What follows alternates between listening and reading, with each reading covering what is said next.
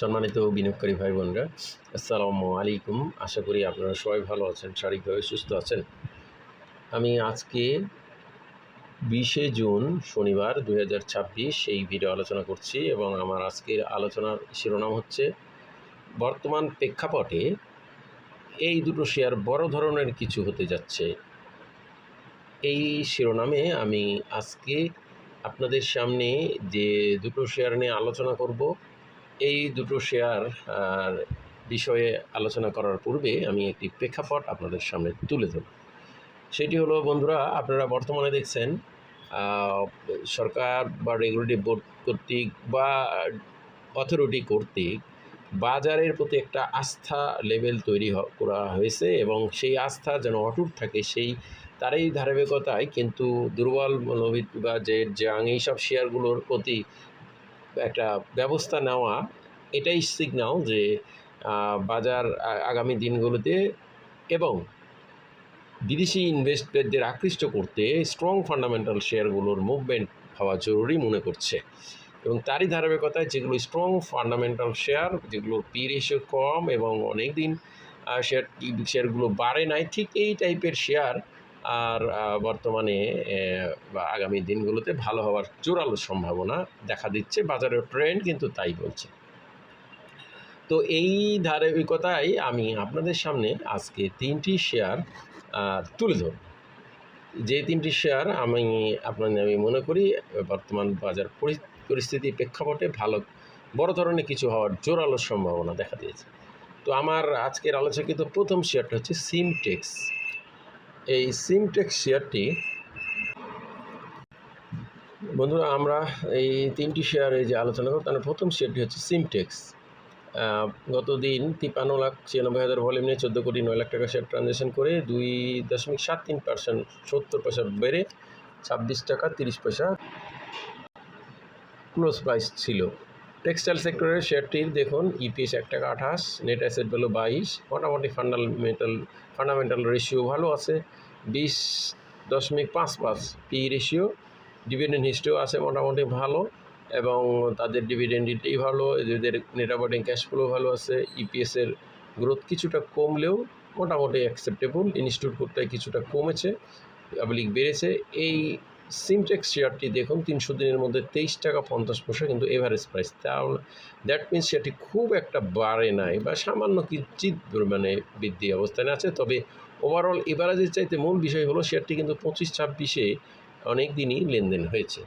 তো যেহেতু সামনে এই বিষয়গুলো, প্রেক্ষাপটগুলো, প্রথমে যে বিষয়গুলো বললাম সেটার বিষয়গুলো লক্ষ্য রেখে পরিস্থিতিতে আমি মনে করি এই শেয়ারটি আগামী দিনের মধ্যে বড় ধরনের কিছু একটা সম্ভাবনা উড়িয়ে দেওয়া যাবে না। তবে প্রথম দেখতে হবে যে শেয়ারটি সাপোর্ট এবং রেজিস্ট্যান্সগুলোর নিকটবর্তী সাপোর্ট আমরা যদি মনে করি তাহলে আমি মনে করি 25 টাকা 30 পয়সা 40 পয়সা এই লেভেলে আমি মনে করি একটা ভালো সাপোর্ট 1 হিসাবে আমরা ধরে নিতে পারি।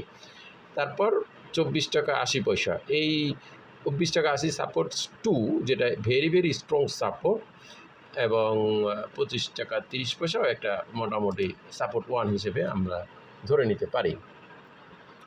তো বন্ধুরা, এরপরে আমরা যেই শেয়ারটির কথা বলবো তার পূর্বে আরেকটু বিষয় বলি যে এই যে সিমটেক্স শেয়ারটি অনেক দিন ধরে বাড়ে নাই, সুতরাং বর্তমানে একটা আপওয়ার্ড ট্রেন্ডে আছে। এক্ষেত্রে 25 টাকা 20-এ 34 লাখের শেয়ার 26 টাকা 30-এর সময় ম্যাচিউরডে প্রফিট টেকিং করেও কিন্তু শেয়ারটি প্রাইস ফল করে নাই, বরং হাই প্রাইস যেটা হয়েছিল 26-40 তারই কাছাকাছি শেয়ারটি ক্লোজ হয়েছে। এটাও একটা গুড সাইন। অপরদিকে শেয়ারটির আরেকটা সাইন যদি আমরা দেখি তাহলে বাই প্রেশার ছিল, সেল প্রেশারের প্রায় ডাবল মার্কেট প্রাইসে, এটা আর একটা ভালো সাইন। এরপর এখন এই শেয়ারটি আমাদেরকে দেখতে হবে আগামী দিনগুলোতে 27 টাকার ওপরে রেটটা করছে কিনা। 27 টাকা 20-30 পয়সার লেনদেন হলে কিন্তু শেয়ারটি বড় ধরনের একটা সম্ভাবনা উড়িয়ে দেওয়া যাবে না। তো এরপর আমরা দ্বিতীয় শেয়ারটি আপনাদেরকে দেখাবো। বন্ধুরা, দ্বিতীয় যে শেয়ারটি আপনাদেরকে দেখাবো সেটি হচ্ছে, এটা একটা মোটামুটি বর্তমান পরিস্থিতির প্রেক্ষাপটে ভালো ধরনের শেয়ার, সেটা হচ্ছে EHL। এটা একটা মোটামুটি স্ট্রং ফান্ডামেন্টাল শেয়ার। গত দিন 3,02,000 ভলিউম নিয়ে 80 পয়সা বেড়ে 88 টাকা 90 পয়সা ক্লোজ প্রাইস ছিল। ইএইচএল আমরা দেখছি সার্ভিস অ্যান্ড রিয়েল এস্টেট সেক্টরের এই শেয়ারটি মোটামুটি একটা ফান্ডামেন্টাল শেয়ার। এখন প্রশ্ন হলো, এখন বিষয় হলো যে এই ইএইচএল শেয়ারটি আপনারা দেখুন ইপিএস কিন্তু খুবই চমৎকার, 8.87, পি রেশিও 10, খুবই চমৎকার সেফটি বিনিয়োগযোগ্য পি, এসেট ভ্যালু ভালো, স্ট্রং ফান্ডামেন্টাল বেজে যা আছে সবগুলো এই ইএইচএল আছে, কিন্তু সেটির এভারেজ প্রাইস 82-60 সেই লেভেল থেকে তেমন একটা বাড়ে নাই। এবং যেহেতু বর্তমান প্রেক্ষাপট পরিস্থিতি আমি আপনাদেরকে উল্লেখ করেছি, সেই হিসাবে শেয়ারটি কিন্তু অলরেডি সাপোর্ট লেভেলের থেকে সামান্য কিছুটা উপরে আছে। আমি মনে করি শেয়ারটির বর্তমানে 87 টাকা একটা নিকটবর্তী সাপোর্ট আছে, এবং স্ট্রং সাপোর্ট হিসেবে আমরা শেয়ারটিকে 83 টাকা level very very strong support হিসেবে দেখতে পারি। আর আগামী দিনগুলোতে যদি শেয়ারটি ইতিপূর্বে যে 92-20 এই রেটটা ক্রসের অপেক্ষায় আছে, যদি 92-40-এর উপরে ক্লোজ ভ্যালু করতে পারে তাহলে শেয়ারটি কিন্তু আবার একটা বড় ধরনের সম্ভাবনা উড়িয়ে দেওয়া যাবে না। তো এরপর আমাদের আজকের আলোচনায় সবশেষের শেয়ারটি আপনাদেরকে দেখাবো। সবশেষের শেয়ারটি এটা আলোচনা করার পূর্বে আমরা দেখব যে এই শেয়ারটি ইতিপূর্বে একটা যে কোনো মুহূর্তে যখন একটা বড় ধরনের লেনদেন হয় তখনই কিন্তু শেয়ারটি একটা বড় ধরনের মুভমেন্টে যায়, ইতিপূর্বে আমরা দেখেছি। তো অনেক দিন পর শেয়ারটি এই রবি শেয়ারটি আর কথা আলোচনা করছি, 1,24,00,000 ভলিউম নিয়ে 40,27,00,000 টাকার শেয়ার ট্রানজ্যাকশন করে 1 টাকা 40 পয়সা বেড়ে 32 টাকা 80 পয়সা ক্লোজ প্রাইস ছিল। বিশেষ করে এই শেয়ারটির প্রতি ফরেন ইনভেস্টারদের খুব ঝোঁক থাকে, যদিও ফরেন ইনভেস্ট কোটাতে শেয়ার নেই কিনা, তো ফরেন ইনভেস্টে বাইয়ের জন্য এরা খুব একটা ঝোঁক থাকে। এবং এই রবি শেয়ারটি দেখুন, মজার বিষয় হলো তাদের ইপিএস কিন্তু দুর্বল ছিল, কিন্তু বর্তমানে ইপিএস 1 টাকা 76 গ্রোথ ইপিএস হয়েছে 18.64, সেফটি বিনিয়োগযোগ্য পি, লোন মার্জিন বলবৎ আছে, 52 উইকে 33 টাকা 30, লোয়েস্ট 23.60।